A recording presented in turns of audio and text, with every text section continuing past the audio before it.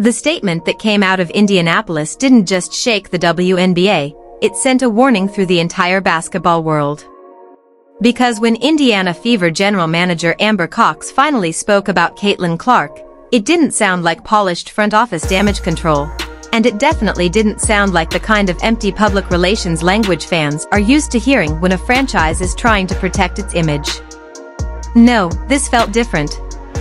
This felt real.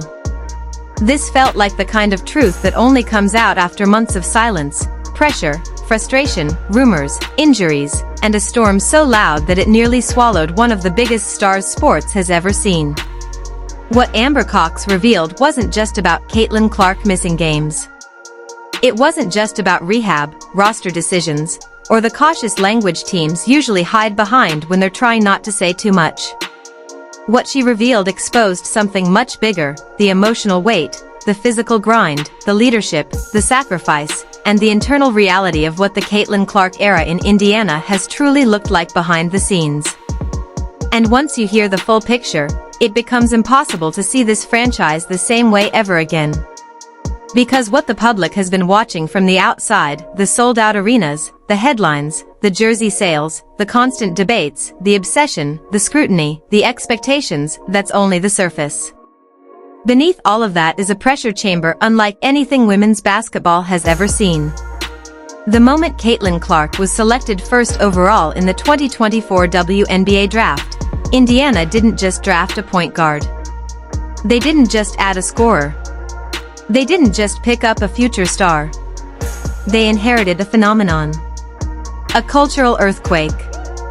A player who wasn't simply entering the league, she was dragging the league into a new era with her.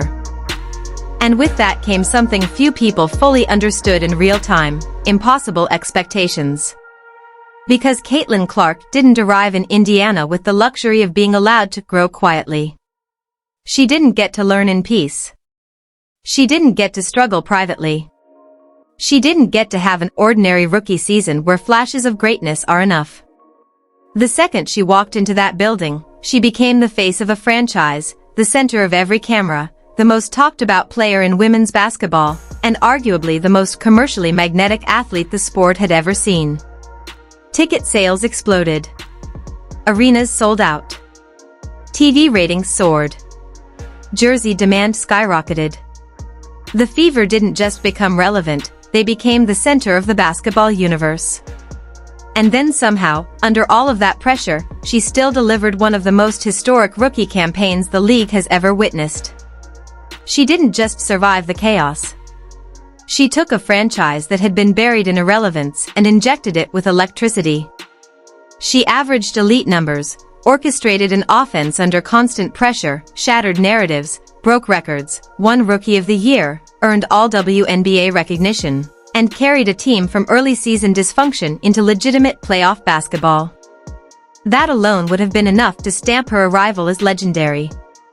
But what made it more staggering was the fact that she was doing all of it while carrying the burden of an entire sport on her back.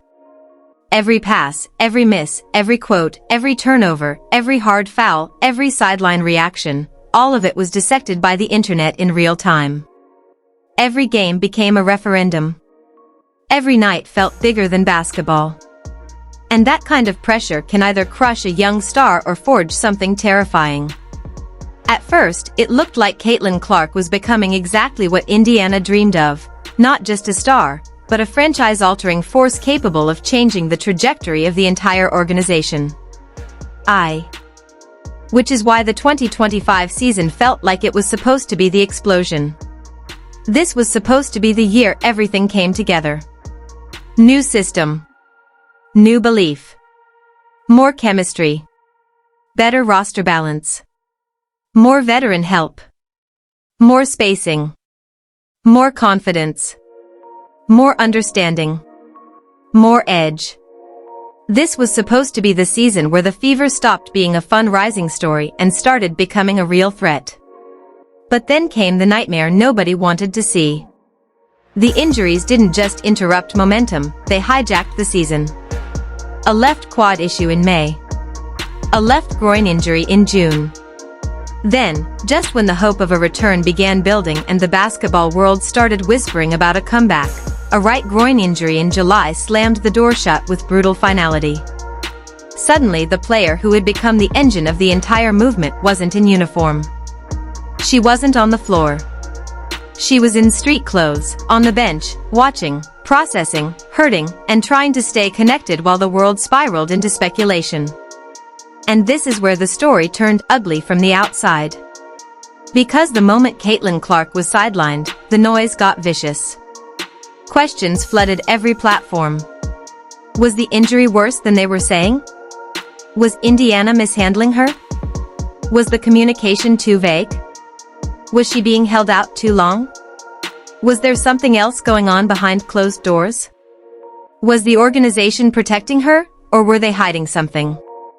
Fans got restless. Critics got louder. Hot takes multiplied.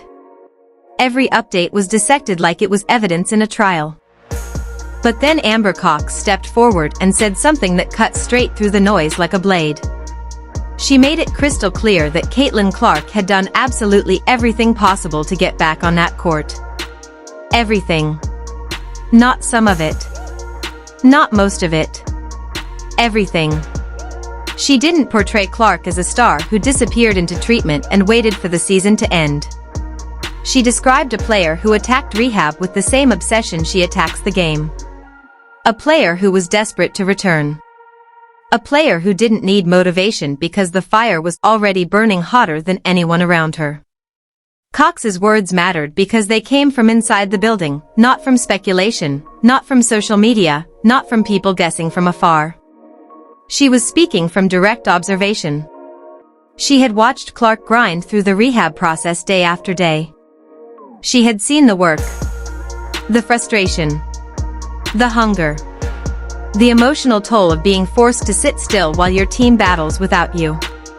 And perhaps the most important thing she made clear was this: Indiana did not shut Caitlin Clark down because she wasn't tough enough to return. They shut her down because she was too valuable to gamble with. That changes everything. Because it reframes the story from "why isn't she back?" to "how serious is this franchise about protecting its future?"